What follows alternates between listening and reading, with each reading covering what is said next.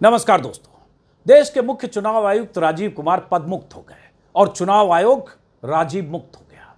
और कुछ हो या ना हो, अब कम से कम चुनाव आयोग पर लगने वाले संगीन और गंभीर आरोपों के बाद राजीव कुमार की सस्ती शायरी सुनने से देश को छुटकारा मिलेगा। हालांकि राजीव मुक्त आयोग अब ज्ञानेश युक्त आयोग हो गया है। अभी तो सिर्फ सीईसी का नाम बदला है, चेहरा बदला है। काम बदलेगा या नहीं, इसे परखना बाकी है।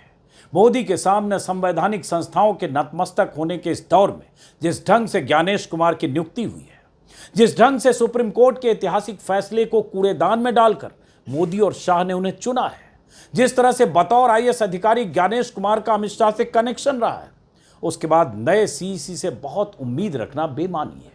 फिर भी उम्मीद पर दुनिया कायम है। सीईसी के पद के लिए प्रमोट किए गए ज्ञानेश कुमार के साथ एक नए चुनाव आयुक्त विवेक जोशी की भी नियुक्ति हुई है। इन नियुक्तियों पर विपक्ष को क्या है ऐतराज? क्यों है ऐतराज? राहुल गांधी क्यों इन नियुक्तियों से पूरी तरह से असहमत थे? क्यों राहुल गांधी ने चयन समिति की मीटिंग में सख्त ऐतराज जताया और डिसेंट नोट दिया? चुनाव आयुक्तों की नियुक्ति के मुद्दे पर सुप्रीम कोर्ट में सुनवाई से ठीक 2 दिन पहले नई नियुक्तियों के लिए क्यों जल्दबाजी में थी मोदी सरकार? क्या है मुख्य चुनाव आयुक्त का ट्रैक रिकॉर्ड? ये जानने से पहले चुनाव आयोग से विदा हुए राजीव कुमार की बात कर लेते हैं। आज अपनी कुर्सी छोड़ते छोड़ते भी राजीव कुमार अपनी फितरत से बाज नहीं आए और विपक्ष को कोसते हुए ही विदा हुए। यही उनकी आदत रही है। विपक्ष के आरोपों को हवा में उड़ाते हुए लेक्चर दिया और कहा कि चुनाव आयोग को हर हार के बाद विपक्ष बलि का बकरा बनाने की कोशिश करता है, और यही करते रहे लगातार राजीव कुमार पूरे कार्यकाल में। मुख्य चुनाव आयुक्त रहते हुए राजीव कुमार लगातार विवादों में रहे, सवालों में रहे, सुर्खियों में रहे। पीएम मोदी और अमित शाह की अनुकंपा से सीईसी बने राजीव कुमार पर उनके पक्षपातपूर्ण रवैये को लेकर बहुत आरोप लगे। विपक्ष लगातार राजीव कुमार को बीजेपी के प्रति नरमी दिखाने और चुनावी धांधलियों के बाद कार्रवाई न करने के आरोप लगाता रहा। चुनाव के दौरान पीएम मोदी और अमित शाह समेत बीजेपी के बड़े नेताओं की तरफ से आचार संहिता की धज्जियां उड़ाए जाने के बाद भी उनके खिलाफ कोई कार्रवाई नहीं करने के आरोप लगे। विपक्षी नेताओं का समूह लगातार राजीव कुमार के दरवाजे पर दस्तक देता रहा। कई बार महीनों तक उनसे मिलने का समय मांगते रहे बड़े बड़े विपक्षी नेता, लेकिन राजीव कुमार हर आरोप के जवाब में कुछ प्रवचन, कुछ लेक्चर, कुछ बड़ी बड़ी बातें और सस्ती शायरी सुनाकर धुएं में उड़ाते रहे। कर न सकें इकरार तो कोई बात नहीं, मेरी वफा का उनको एतबार तो है। शिकायत भले ही उनकी मजबूरी हो, मगर सुनना, सहना, सुलझाना हमारी आदत तो है। सब सवाल अहमियत रखते हैं, जवाब तो बनता है। आदतन कलम बंद जवाब देते रहे, आज रूबरू भी बनता है। क्या पता कल हम हो ना हो, आज जवाब तो बनता है, आज जवाब तो बनता है। आजकल इल्जामातों का दौर बुलंद है, तलखियों का बाजार गर्म है। आजकल इल्जामातों का दौर बुलंद है, तलखियों का बाजार गर्म है। पंच को पहले ही घेर लो, यानी पेशबंदी। जो एम्पायर है उसको पकड़ लो पहले से, पेशबंदी कर लो जिससे वो बोल ही ना पाए। पंच को पहले ही घेर लो यानी पेशबंदी। मंजूर है इल्जाम लगाओ हम पर, शर्त इतनी कि साथ में सबूत भी हो। गोया कोई तो बात है, गोया कोई तो बात है। हर बार मुद्दई वही, कचहरी वही, गवाह कोई नहीं। गम का इलाज, शक का इलाज तो हकीम लुकमान के पास भी नहीं। हर चुनाव के पहले या बाद में राजीव कुमार की हर प्रेस कॉन्फ्रेंस को देखकर ऐसा लगा जैसे इस आदमी ने तय कर रखा हो कि आप कुछ भी कहते रहो, किसी भी तरह का सबूत देते रहो या रीड विहीन चुनाव आयोग की रीड तलाशते रहो। हमारे पास जुमले हैं, बड़ी बड़ी बातें हैं, बड़े बड़े दावे हैं, और इससे काम न चले तो ये लो सस्ती शायरी है। हर बार उनकी शायरी सुनकर ऐसा लगा जैसे आरोपों में आकंठ डूबे राजीव कुमार ऐसे मौकों के लिए कुछ तुकबंदी गढ़कर सूट बूट में आकर प्रेस कॉन्फ्रेंस में बैठ जाते थे।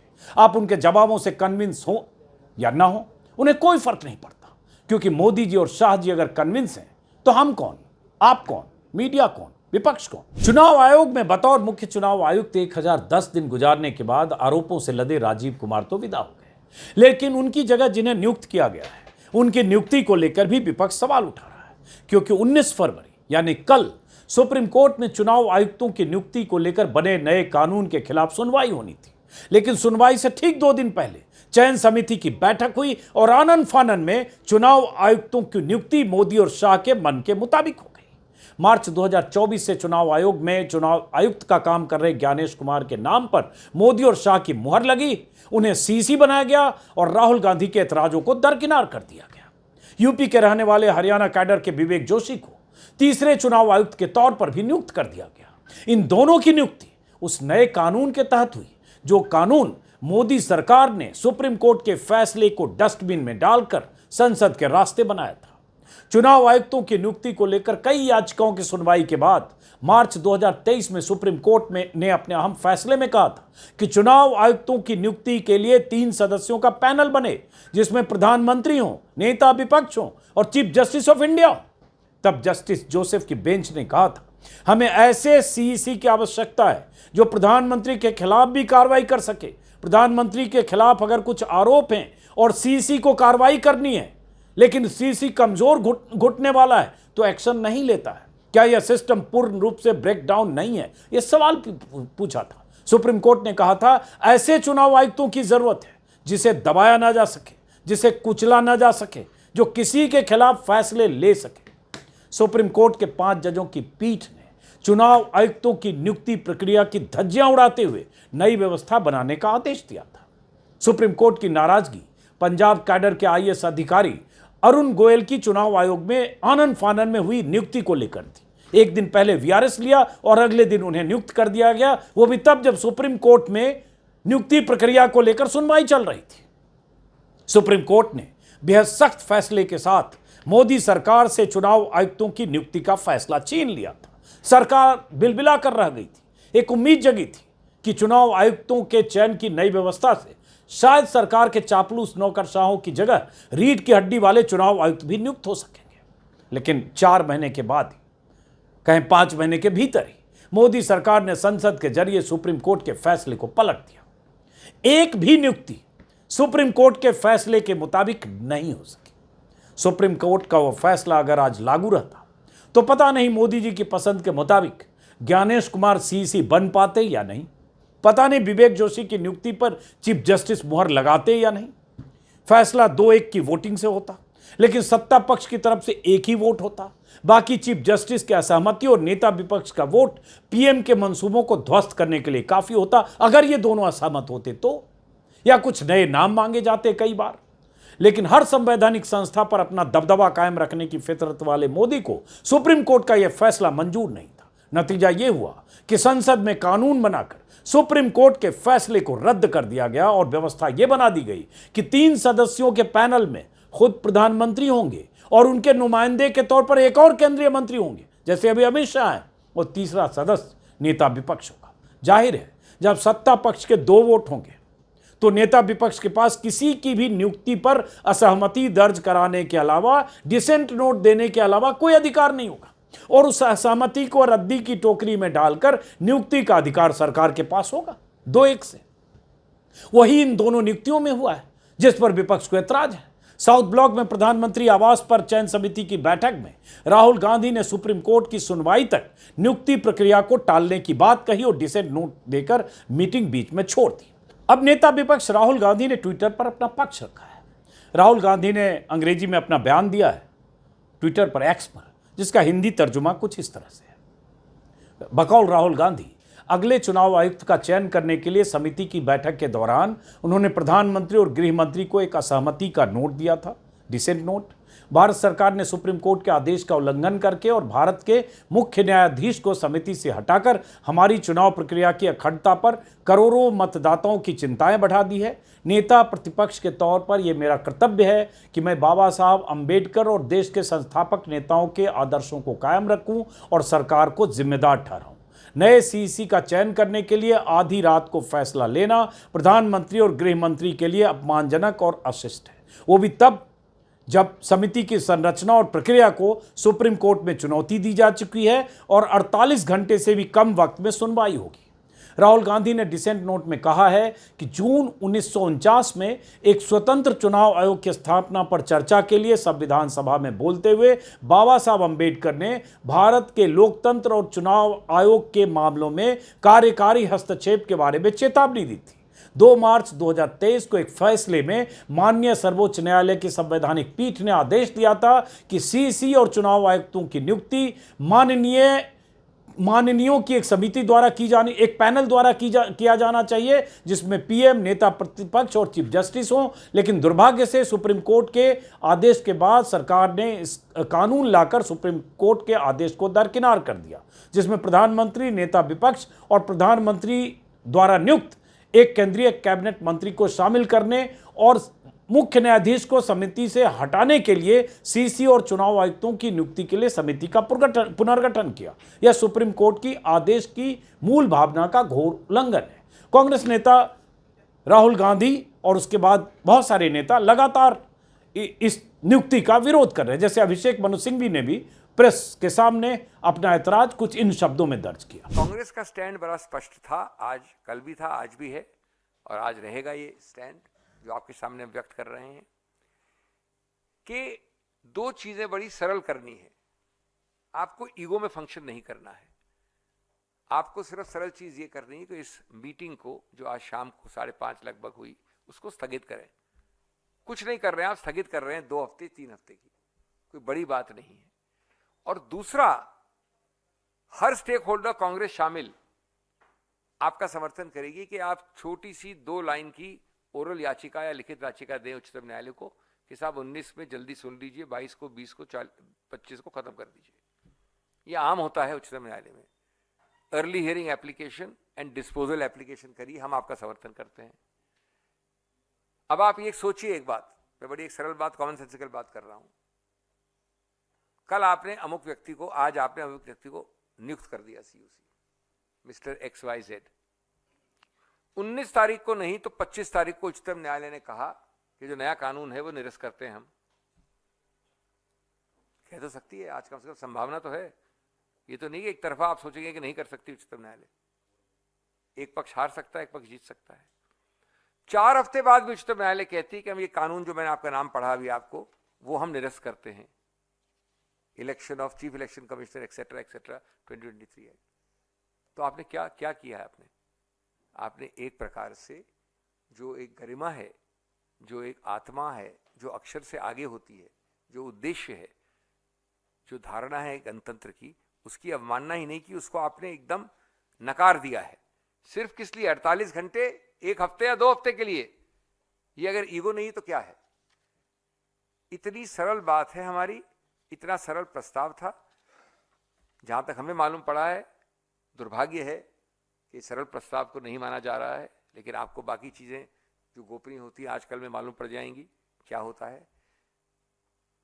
मैं समझता हूं कि बाय रिमूविंग और trying to keep the Chief Justice out of the appointment process as an independent entity, the government has made it clear they want only control but not credibility. And the most important thing for the EC is credibility. ये बड़ा स्पष्ट है कि जब इतने सारे मुद्दे शंका के घेरे में है, जहां तक चुनाव आयोग का सवाल उठता है, जो आपने पिछले 2 वर्ष में ज्यादा देखे हैं, लिखित रिप्रेजेंटेशंस देखे हैं, तो मोदी जी ने जो नए कानून से ढकेला है, उसको एक गणतंत्र और लोकतंत्र को अंधेरे में डाला है।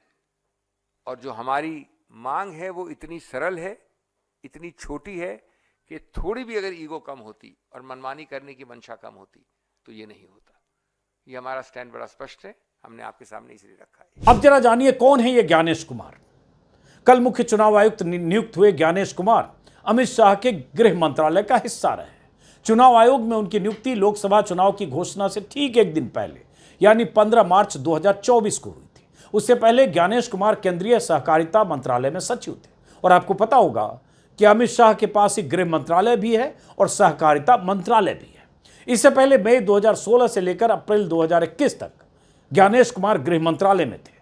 तब कश्मीर से अनुच्छेद 370 हटाने के फैसले हुए थे और ज्ञानेश कुमार उस वक्त कश्मीर के प्रभारी संयुक्त सचिव थे और सीधे अमित शाह को रिपोर्ट करते थे। राम मंदिर निर्माण को लेकर भी हुए कुछ अहम फैसलों में उनकी भागीदारी थी और इस हिसाब से देखें तो अमित शाह से क्लोज कोऑर्डिनेशन के साथ वो काम कर रहे थे। अब अमित शाह से इसी कनेक्शन की वजह से बहुत सारे लोगों को अंदेशा है कि उनका क्लोज कनेक्शन उनके फैसलों को प्रभावित कर सकता है सीसी के तौर पर। बतौर सीसी ज्ञानेश कुमार का कार्यकाल 18 फरवरी 2025 से 26 जनवरी 2029 तक रहेगा, यानी लगभग 4 साल तक ज्ञानेश कुमार देश के मुख्य चुनाव आयुक्त रहेंगे। उनके कार्यकाल में 20 विधानसभा चुनाव होंगे 20 राज्यों में, साथ ही 2027 में राष्ट्रपति और उपराष्ट्रपति पद के लिए चुनाव होंगे और 2029 लोकसभा चुनाव की तैयारी भी उनके कार्यकाल में होगी। हालांकि लोकसभा चुनाव से पहले वो मुख्य चुनाव आयुक्त के पद से हट जाएंगे। ज्ञानेश कुमार पर अगर इस साल की बात करें तो इसी साल बिहार में विधानसभा चुनाव कराने की जिम्मेदारी है। अगले साल के शुरुआत में पश्चिम बंगाल में चुनाव है, असम और तमिलनाडु में चुनाव होंगे।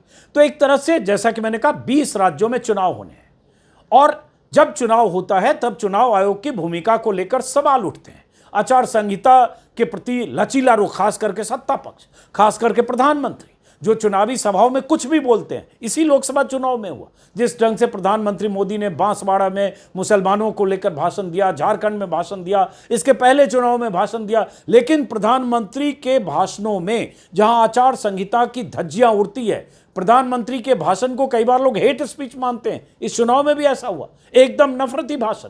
लेकिन चुनाव आयुक्त, मुख्य चुनाव आयुक्त प्रधानमंत्री को कभी कटघरे में खड़ा नहीं करते और विपक्ष का नेता अगर होता है तो वहां चुनाव आयोग की सक्रियता देखते बनती है। इसलिए बहुत सारे और आरोप चुनाव आयोग पर लगे, उस पर विस्तार में अभी नहीं जा रहा हूं, लेकिन ये अंदेशा और संशय विपक्ष के नेताओं को है। और सबसे बड़ा सवाल कि आखिर इतनी जल्दबाजी क्यों थी? यह फैसला 2 दिन बाद भी हो सकता था। 2 दिन बाद सुनवाई में देखते सुप्रीम कोर्ट का क्या रुख है, उसके बाद भी हो सकता है।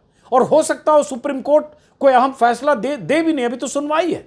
कुछ ऐसा बहुत बड़ी बात सुप्रीम कोर्ट फैसला कर दे ड्रास्टिक, ऐसा कोई जरूरी नहीं। तो सरकार ने 2 दिन इंतजार क्यों नहीं किया, यह विपक्ष पूछ रहा है।